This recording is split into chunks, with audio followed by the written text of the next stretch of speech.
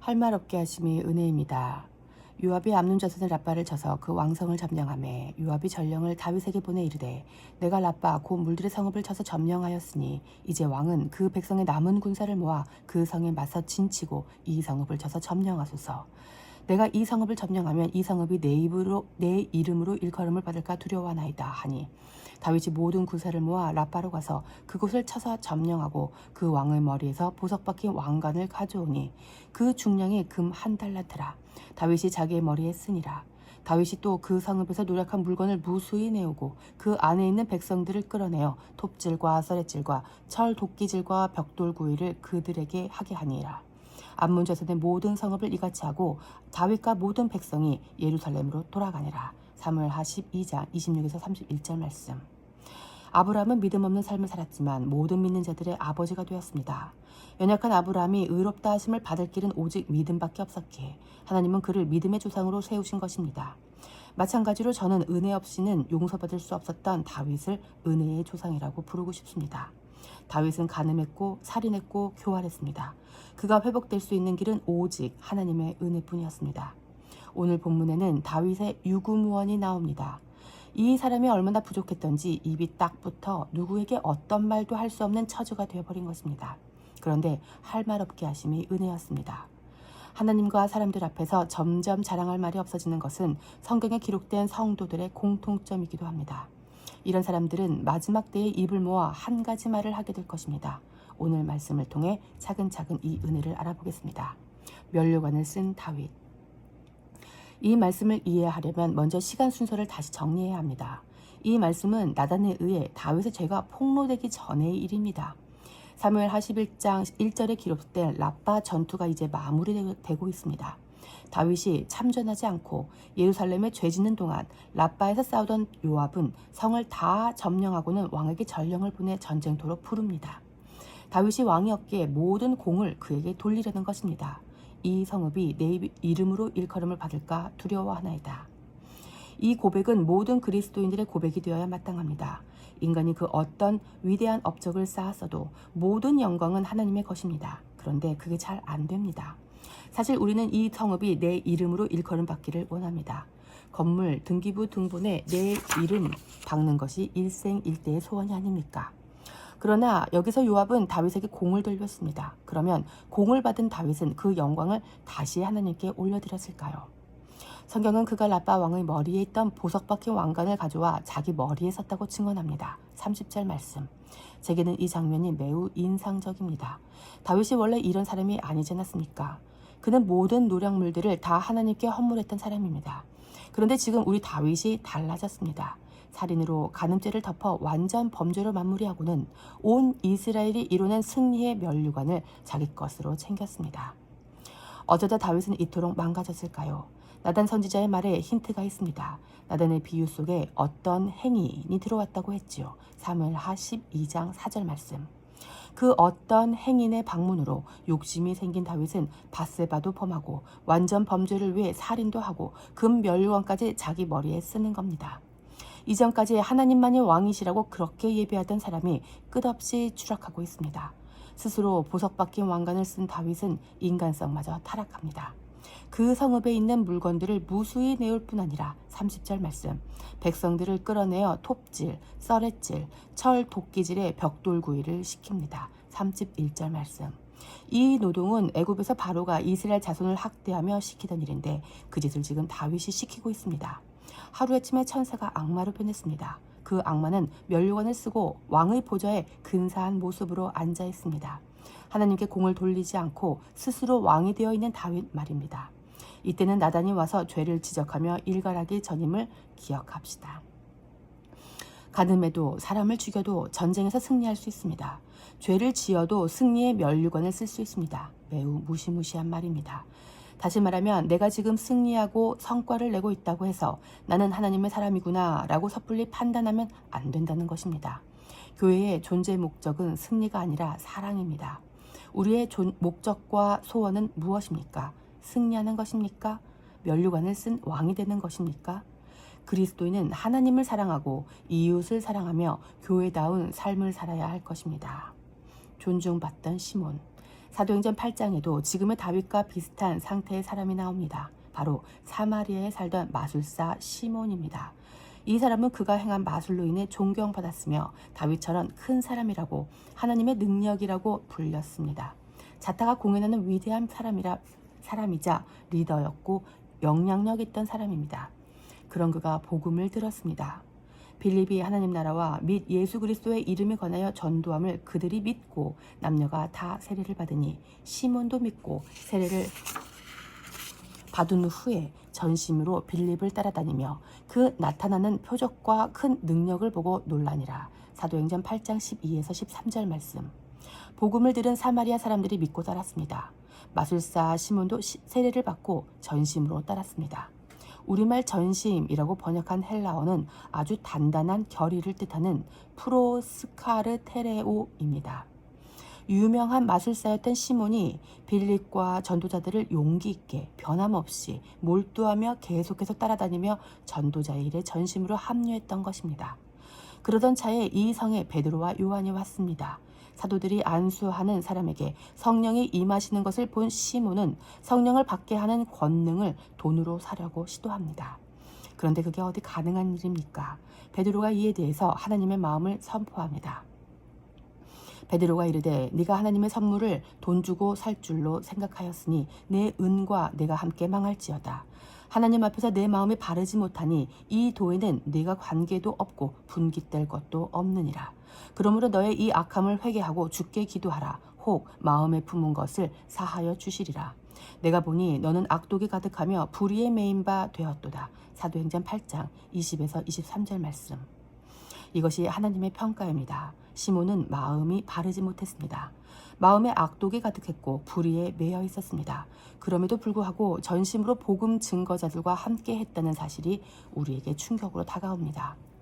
표면적으로 시몬을 볼 때 사람들은 저 사람 참 믿음 좋아, 참으로 신앙심 좋은 은혜의 백성이야 라고 말했을지 몰라도 하나님 보시기에는 악독이 가득하고 불의에 매인받은 사람이었을 뿐입니다.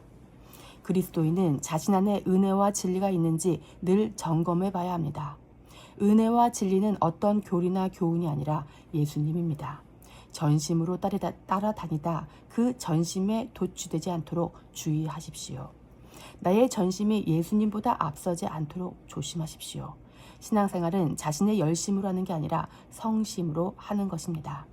우리는 다윗의 이야기를 통해 참된 승리와 거짓 승리를 구별하는 시금석을 배웁니다. 무엇입니까? 바로 승리 후에 누가 왕이 되는가입니다. 앞에서 다윗은 승리의 면류관을 자기 머리에 썼습니다. 마술사 시몬은 하나님의 권능을 자기의 것으로 소유하고 싶었습니다. 이것은 거짓 승리입니다. 참된 승리가 있는 곳에서는 주께서 면류관을 쓰시고 주님만이 왕이 되십니다. 암논의 전횡. 사무엘하 말씀으로 돌아오겠습니다. 시간 순서를 다시 정리해 봅시다. 랍바 전투가 벌어지는 동안 다윗은 범죄했고 그 범죄를 살인으로 은폐했습니다. 11장 말씀. 그러고는 랍바를 점령해서 그 면류관을 자르기 머리에 썼습니다. 12장 26에서 31절 말씀. 10달 가까운 시간이 지나고 나단이 찾아와 다윗의 죄를 밝히고 그 죄값을 담당한 아이가 죽고 솔로몬이 태어납니다. 12장 1에서 25절 말씀. 이런 일들이 있은 후에 13장이 그 후에로 시작됩니다. 그 후에 이 일이 있으니라. 다윗의 아들 압살롬에게 아름다운 누이가 있으니 이름은 다말이라. 다윗의 다른 아들 암논이 그를 사랑하나 그는 처녀이므로 어찌할 수 없는 줄을 알고 암논이 그의 누이 다말 때문에 울화로 말미암아 병이 되니라. 사무엘하 13장 1에서 2절 말씀. 그 후에 어떤 일이 일어났습니까? 다윗의 장자 암논이 배다른 누이를 성폭행합니다. 이 암논은 하나님의 은혜로 강성해진 이스라엘의 왕자, 그 중에서도 맏아들이었습니다. 성경은 하나님보다 높아진 다윗의 왕됨, 그 이후에 암논의 왕됨도 고발하는 듯합니다. 암논을 통해 자신이 왕이 된 자의 특징이 어떠한지 성경의 고발을 들어봅시다.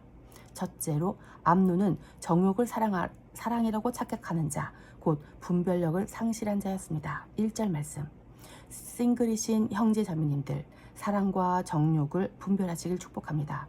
정욕은 불쑥 방문한 어떤 행위이며 일시적인 감정일 뿐입니다. 그런데 스스로 높아진 암논은 이를 분별하지 못하고 정욕을 사랑으로 포장했습니다. 둘째, 암논은 자신의 정욕을 풀 수 없게 되자 병이 될 날만큼 통제력을 상실한 자입니다. 2절 말씀. 결혼 전의 공주들은 왕궁에 격리된 곳에 안전하게 보호되어 있었기에 암논은 다말을 어찌할 수가 없었습니다. 자신의 정욕을 통제하지 못해 병이 난다면 이미 돌봄이 필요한 환자입니다. 하나님을 왕으로 알고 종의 자리에 서 있는 자라면 주님 뜻을 인정하고 일상을 살아가겠지만 암논은 그러지 못했습니다. 셋째, 암논은 가치관을 상실하여 간교한 자의 꾀를 받아들이는 자였습니다. 3절 말씀. 간교한 자라는 말은 지혜롭다라는 뜻인데 창세기에서 아담과 하와를 유혹한 뱀을 묘사할 때 사용된 말입니다. 하나님께 직접 말씀을 들었음에도 불구하고 자기가 왕이 되고픈 욕심에 넘어진 아담처럼 암논도 간교한 자의 꾀를 받아들였습니다. 넷째, 암논은 진리를 상실한 자입니다. 자기가 다말을 사랑한다 라고 고백하는 이 무서운 말을 보십시오. 4절 말씀. 암논은 다말을 사랑한 것이 아니라 정욕에 사로잡힌 것뿐입니다.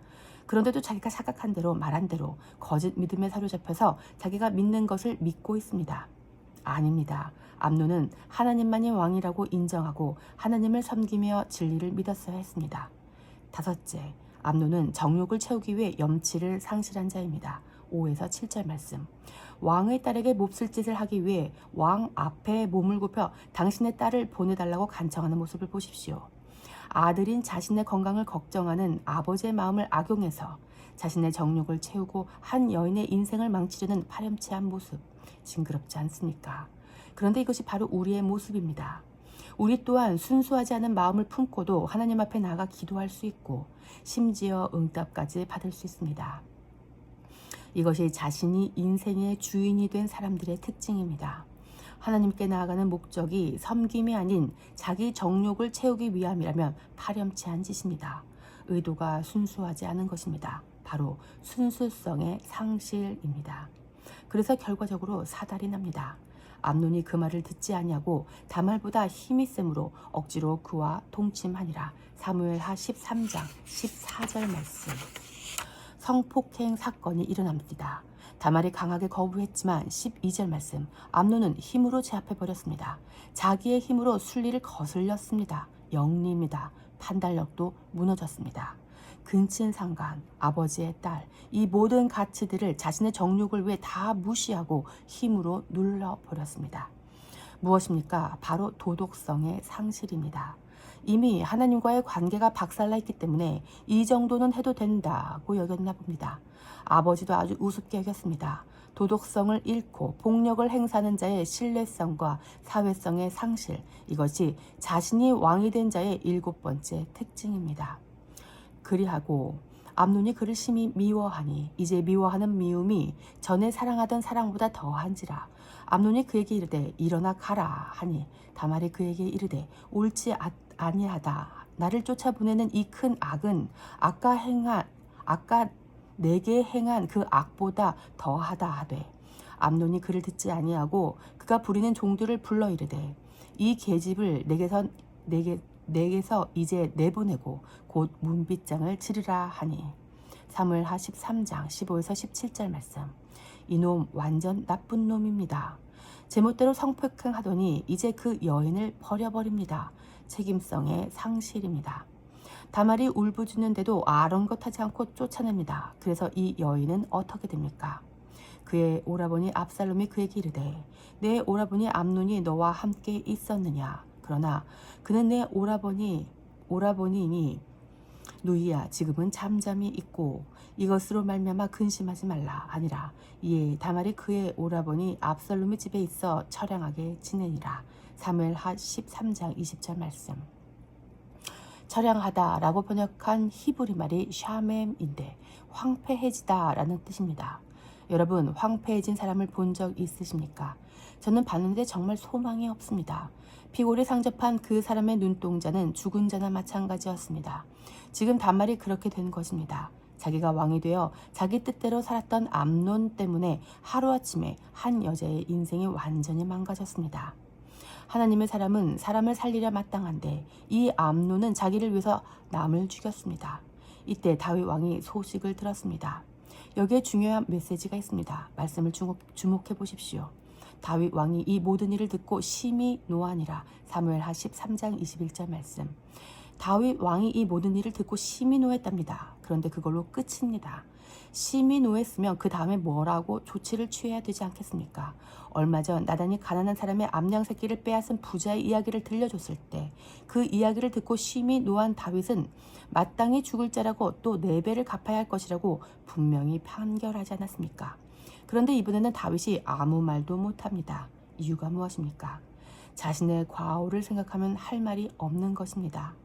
다윗은 자기 자식의 중대한 문제 앞에 아무 말도 해줄 것이 없습니다. 내가 뭐 잘한 게 있어야지. 나도 면류관 쓰고 있었고 정욕의 눈이 멀어서 어떤 행인의 꾀임에 빠져서 암놈보다 더했으면 더했지 덜하지 않았는데 나 같은 죄인이 입이 있다고 무슨 말을 할 수 있으랴. 의로운 삶에 대해 뭔가를 말할 수 있으려면 남들과는 다른 의로운 행함이 있어야 합니다. 그러나 다윗은 그렇지 못했기에 할 말이 없습니다. 큰 죄를 지었으나 그저 은혜를 받았기에 다른 죄인에게도 아무런 할 말이 없습니다. 압살롬의 치밀한 보복. 이 이야기에는 또 한 명이 등장합니다. 해결사 압살롬입니다. 자신의 집에 처량하게 지내고 있는 다말에게 압살롬은 이 일로 근심하지 말라고 이야기합니다. 이 말은 오빠가 암논을 죽여줄게 라는 뜻이 담겨 있습니다. 20절 말씀.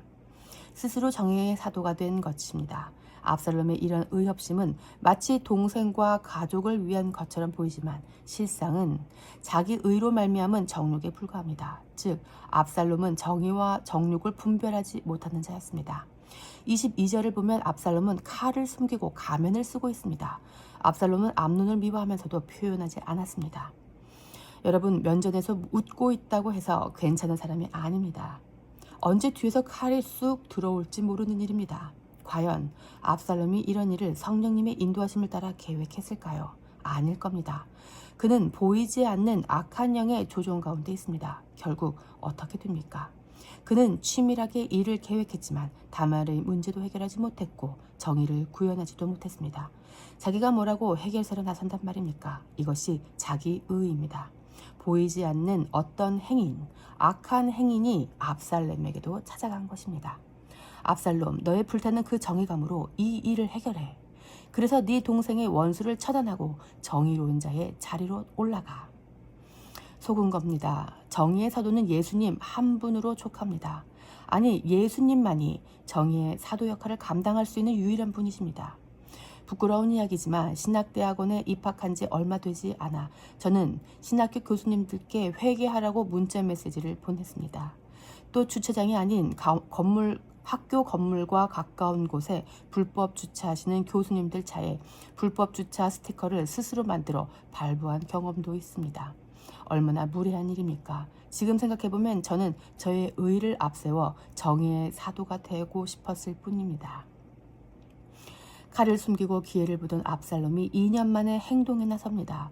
그는 암논이 했던 것과 똑같이 다윗 앞에 몸을 굽히고 간청하여 자신의 연회에 암논을 초청하는 데 성공합니다.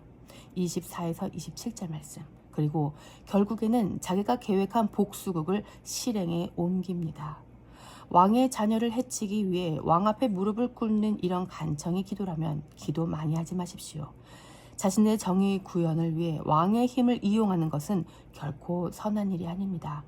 우리의 정의가 선하지 않을 수 있음을 아는 것은 매우 중요합니다. 우리는 자주 우리의 분노에서 비롯된 악의를 정의라고 착각하기 때문입니다. 압살롬이 이미 그의 종들에게 명령하여 이르기를 너희는 이제 암논의 마음이 술로 즐거워할 때를 자세히 보다가 내가 너희에게 암논을 치라 하거든 그를 죽이라. 두려워하지 말라. 내가 너희에게 명령한 것이 아니냐. 너희는 담대히 용기를 내라 한지라. 사무엘하 13장 28절 말씀. 강하고 담대하라는 가나안 정복을 앞둔 여호수아에게 하나님께서 주신 말씀입니다. 하지만 압살롬은 지금 사람을 죽이는 일에 용기를 북돋고 있습니다. 자신을 믿고 그냥 사람 죽이라는 겁니다. 생사화복은 하나님께 달린 것인데 하나님 두려운 줄 모르고 주께서 주신 선한 것들을 사람 죽이는 데 써먹고 있습니다. 다윗부터 시작해서 암논, 압살롬 모두 마찬가지입니다. 자신이 왕이 된 자들의 민낯입니다. 결국 암논은 죽습니다. 29절 보십시오. 압살롬의 종들이 압살롬의 명령대로 암논에게 행하매 왕의 모든 아들들이 일어나 각기 노새를 타고 도망하니라. 그들이 길에 있을 때에 압살롬이 왕의 모든 아들들을 죽이고 하나도 남기지 아니하였다는 소문이 다윗에게 이르매. 사무엘하 13장 29에서 30절 말씀. 지금 왕의 아들들이 다 죽었다는 소문이 다윗의 귀에 들렸습니다. 다윗의 입을 주목해 보십시오.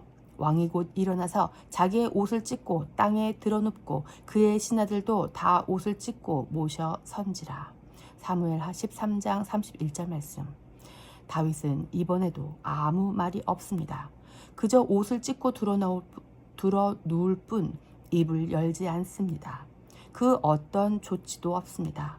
빨리 가서 압살롬을 잡아오라든지 왕자들의 시선을 수습하라든지 뭔가 명령을 내려야 할 텐데 다말의 능욕을 당한 그때처럼 다윗은 유구무원입니다. 무엇입니까? 바로 다윗 자신이 죄인이기 때문입니다. 다윗이 무슨 낯으로 무슨 말을 하겠습니까? 할 말이 없는 것입니다. 저는 이 말씀을 묵상하다가 예수님이 왜 그토록 입을 열지 않으셨는지 알게 되었습니다. 주님은 죄가 없으신 분이시지만 하나님께 순종하여 우리의 죄가 되셨기에 진짜 죄인처럼 유구무원이셨던 것입니다. 자신이 죄인임을 아는 자는 입을 다뭅니다. 할 말 없게 하심이 은혜입니다. 구약 성경 중 다윗의 저작은 시편뿐입니다. 그는 잠언과 전도서를 쓰지 않았습니다. 이것은 매우 중요한 관찰입니다. 다윗은 시편을 통해 하나님을 예배했을 뿐 누군가를 가르치기 위해 글을 쓰지는 않은 것입니다. 그는 할 말이 없던 사람입니다. 그래서 자서전을 낼 수도 인생의 지침과 교훈을 가르칠 수도 없었습니다. 그저 죽어 마땅한 죄인이 하나님의 은혜 아래 몸부림치며 시와 찬미로 주님을 찬양할 뿐입니다. 이 다윗을 하나님께서 이렇게 평가하십니다. 다윗을 왕으로 세우시고 증언하여 이르시되 내가 이새의 아들 다윗을 만나니 내 마음에 맞는 사람이라 내 뜻을 다 이루리라 하시더니. 사도행전 13장 22절 말씀. 여러분, 우리 인생에서 할 말이 없어 잠언과 전도서는 못 쓴다 할지라도 주님 앞에서 주님을 예배하는 자로 살아가시기를 축복합니다. 그것이 주님의 마음에 합한 자의 삶입니다. 하나님, 내가 이것도 했고요, 저것도 했습니다. 그래서 이 사람도 가르쳤고요, 자녀들도 이렇게 잘 키웠습니다. 과연 이렇게 말할 수 있는 분이 몇이나 되시겠습니까? 과거에 저는 이렇게 말 많이 하는 게 인생 잘 살고 성공한 승리자인 줄 알았습니다. 아닙니다. 이제 아는 것은 하나님 앞에서 은혜를 받아 염치가 없어 입이 붙어버린 사람이 승리자입니다. 그러니 우리 삶에 할 말 없음이 찾아올 때 너무 자책하거나 낙심 마시기를 바랍니다. 은혜를 받았다면 그것으로 이미 승리자입니다. 다윗이 누구에게 명령할 수 있겠습니까? 간음하고 살해당한 아들에게도, 살인하고 도망간 아들에게도, 처량해진 딸에게도 아무런 할 말이 없이 그저 하나님께 은혜만 구할 뿐입니다. 시편 25편을 열어주십시오. 주여, 나는 외롭고 괴로우니 내게 돌이키사 나에게 은혜를 베푸소서. 시편 25편 16절 말씀. 다윗은 늘 이런 고백을 합니다. 은혜만 구합니다. 다윗은 자기 코가 석자였고 자기가 죄인 중에 괴수임을 압니다. 그래서 당시 말 한마디로 모든 것을 할 수 있는 왕이었음에도 불구하고 아무 말도 못했습니다. 심지어 자기 자식들에게도 말입니다. 이 자녀들은 다윗이 점점 강성해져서 힘을 얻고 명예와 권세와 권력이 높아져 아내들을 많이 얻었을 때 그 아내들에게서 태어난 자녀들입니다. 그런데 이들이 다 죽어나간 것입니다. 자신이 왕이 되어 산 자의 말로가 어떤지 똑똑해 보십시오. 딸은 성폭행 피해자로, 아들은 성폭행 가해자로, 또 다른 아들은 살인자로 만들어 놓고도 할 말이 없습니다. 해줄 말이 없습니다. 하나님께서 다윗을 그 자리까지 낮추셨습니다. 그러고 나서 아무런 자랑할 것이 없는 자로 하여금 은혜 베푸신 하나님만 자랑하게 하셨습니다. 여러분, 이렇게 할 말 없는 것이 정말 은혜라고 동의가 되십니까? 예수님의 평가가 있습니다. 누가복음 18장 말씀입니다. 또 자기를 의롭다고 믿고 다른 사람을 멸시하는 자들에게 이 비유로 말씀하시되 두 사람이 기도하러 성전에 올라가니 하나는 바리새인이요 하나는 세리라. 바리새인은 서서 따로 기도하여 이르되 하나님이여 나는 다른 사람들 곧 토색 불의 간음을 하는 자들과 같지 아니하고 이 세리와도 같지 아니함을 감사하나이다. 나는 일회에 2번씩 금식하고 또 소득의 11조를 드리나이다. 세리는 멀리 서서 감히 눈을 들어 하나를 쳐다보지도 못하고 다만 가슴을 치며 이르되 하나님이여 불쌍히 여기소서 나는 죄인이로소이다 하였느니라. 내가 너희에게 이르노니 이에 저 바리새인이 아니고 이 사람이 의롭다 하심을 받고 그의 집으로 내려갔느니라. 무릇 자기를 높이는 자는 낮아지고 자기를 낮추는 자는 높아지리라 하시니라. 누가복음 18장 9에서 14절 말씀. 그 유명한 바리새인과 세리에 대한 예수님의 평가입니다. 예수님이 보시기에 의인은 할 말 많은 바리새인이 아니라 할 말 없는 세리였습니다. 자기를 높이는 자는 낮추시고 낮추는 자는 높이십니다. 이 말씀을 가지고 하나님께 높임을 받으려고 몸을 낮추려 하실 필요는 전혀 없습니다. 다윗은 낮아지려고 낮아진 게 아니라 낮은 자라고 인정할 수밖에 없었습니다. 진짜로 할 말이 없어져 버린 이 상태가 바로 상한 심령입니다. 의에 주리고 목마른 상태입니다. 다윗은 성폭행범의 살인자입니다. 그리고 하나님이 쓰셔야 할 왕관까지도 버젓이 자기가 쓰고 있습니다. 이런 자신이 얼마나 악한 죄인임을 안다면 주님 그저 불쌍히 여겨 주십시오. 진노 중에라도 긍휼을 잊지 말아 주시옵소서 라고 밖에 할 말이 없었던 것입니다. 혹시 다윗처럼 악한 죄인에게 주님의 긍휼이 임하신다니 죄 더 지으며 살아도 되겠다라고 마음먹고 계십니까? 그럴 필요 없습니다. 이미 우리는 불쌍한 사람입니다. 우리에게 무슨 소망이 있습니까? 우리가 잘나면 얼마나 잘났습니까? 우리는 아무리 스스로 다짐하고 마음을 먹어도 뜻한 대로 살 능력이 없는 연약한 죄인들이지 않습니까? 그러니 입이 있어도 할 말이 없고 감히 하늘을 우러러 볼 수도 없어 그저 고개를 숙여 고백할 뿐입니다. 주님, 불쌍히 여겨주십시오. 저는 죄인입니다. 그런데 복음의 능력은 바로 이때에 나타납니다. 하나님은 할 말 없는 다윗을 전적인 당신의 사랑과 은혜로 불쌍히 여기시고 의롭다 칭해 주셨습니다. 다윗은 이 의로움을 선물로 받았습니다. 그래서 다윗이 자기 죄가 가려진 자는 복이 있다고 고백했던 겁니다. 로마서 4장에서 바울이 다윗의 시편을 인용합니다.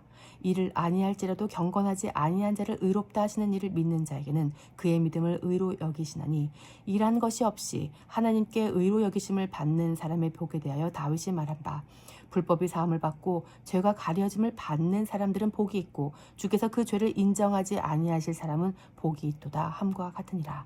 로마서 4장 5에서 8절 말씀. 불법은 어떻게 사함을 받습니까? 은혜입니다. 주님이 죄를 가려버리시고 죄를 인정하지 않으십니다. 사람의 공로로 말미암음이 아닙니다. 사람의 어떤 업적으로 말미암음이 아니라 하나님 측에서 그냥 무마시켜버리신 것입니다. 이것이 의이며 은혜이며 긍휼입니다. 그래서 이 복을 받은 자들은 잘난 척할 것이 하나도 없습니다. 이 은혜를 입은 사람이 무슨 할 말이 있겠습니까? 은혜 받은 자의 입은 주님만 찬양합니다. 사도 바울이 그 대표적인 사람입니다. 바울이 얼마나 예수 믿는 자들을 핍박했습니까? 그런데 이 사람이 예수님을 증거하는 사도가 되어 이스라엘과 열방의 은혜를 증거하는 일을 맡았습니다. 그런 바울의 자기 인식의 변화는 시사하는 바가 큽니다. 사역 초기에 스스로를 사도라 일컫던 바울은 시간이 지나며 자기를 만삭되지 못한 자, 사도라고 칭함받기를 감당하지 못할 자라고 고백합니다. 바울의 자기 인식은 점점 더 낮아져서 사도라는 명칭도 떼고 모든 성도 중에 지극히 작은 자라고 고백하더니만 결국 죽기 1년 전에는 자기를 죄인 중에 괴수라고 고백합니다. 그럼 바울이 어떻게 은혜를 입었습니까? 그러나 내가 긍휼을 입은 까닭은 예수 그리스도께서 내게 먼저 일체 오래 참으심을 보이신 후에 주를 믿어 영생 얻는 자들에게 본이 되게 하려 하심이라. 디모데전서 1장 16절 말씀. 바울에게는 아무런 공로가 없었다는 말입니다. 오직 예수님의 오래 참으심으로 말미암아 본이 되게 하시려고 폭행자이며 비방자인 자신 같은 사람도 은혜로 말미암아 구원받았다고 증언합니다. 이 진리를 깨달은 바울이 무슨 할 말이 있었겠습니까? 성도의 할 말. 영원하신 왕, 곧 썩지 아니하시고 보이지 아니하시고 홀로 하나이신 하나님께 존귀와 영광이 영원 무궁하도록 있을지어다. 아멘. 디모데전서 1장 17절 말씀. 입이 붙어버린 성도에게 할 말이 있다면 이것뿐입니다.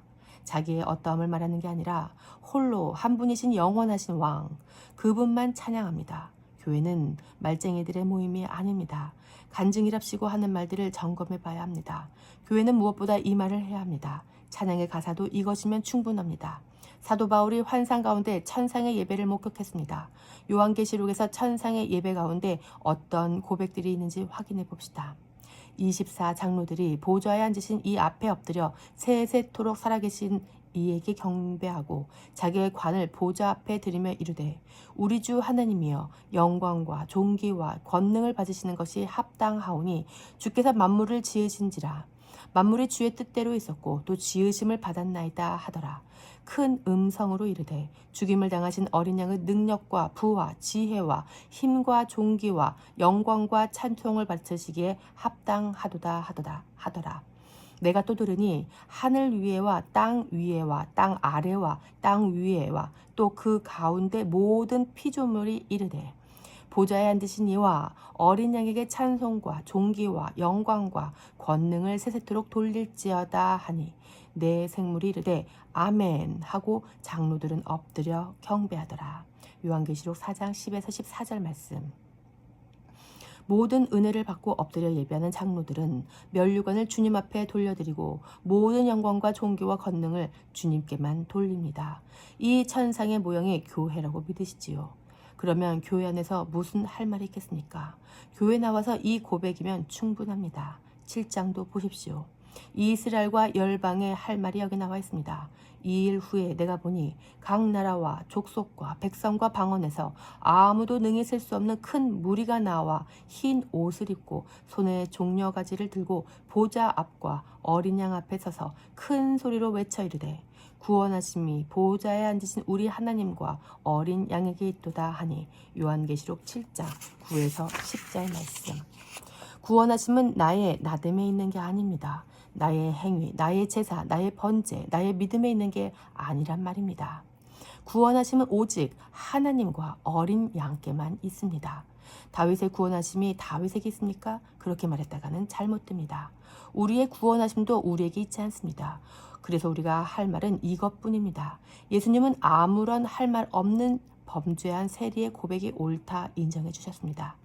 지금 다윗도 자기 자식의 강간을 당하고 가해자가 되고 살해당하고 또 살인자가 됐음에도 불구하고 어떤 조언도 해줄 게 없었지만 그것이 은혜입니다.